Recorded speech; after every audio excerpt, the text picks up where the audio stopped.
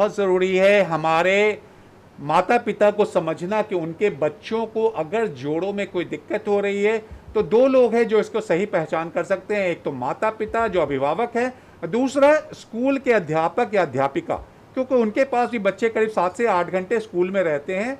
तो वैसे जगह बच्चों को देखना पड़ेगा, अगर वो दौड़ रहा है और उसका पैर में कुछ टेढ़ापन दिख रहा है या बार बार गिर जा रहा है या उसकी छाती बहुत ज़्यादा आगे की ओर निकल रही है, शरीर की संरचना एक सामान्य बच्चे की तरह नहीं है, तो वैसे अवस्था में उसको तुरंत एक शिशु रोग विशेषज्ञ अथवा एक हड्डी रोग विशेषज्ञ के पास ले जानी चाहिए।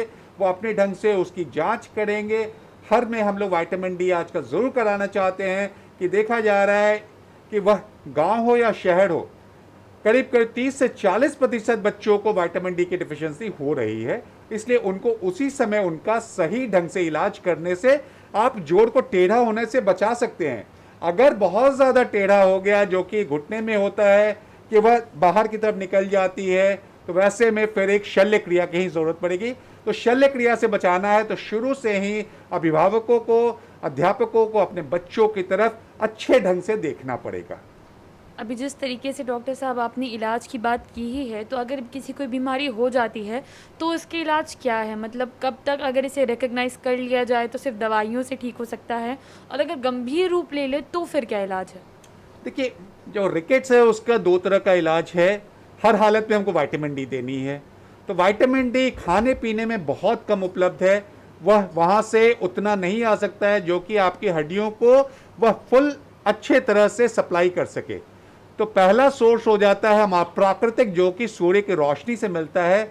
और अगर हम भारतवर्ष की बात करें तो सुबह 10 बजे से 2 बजे तक की जो धूप होती है, 10 बजे सुबह से 2 बजे अपराह्न तक, वह सबसे अच्छा है। बिकॉज इस इशारे से वो धूप इस तरह से कोण के रूप में आती है, आपके शरीर को वो जाती है।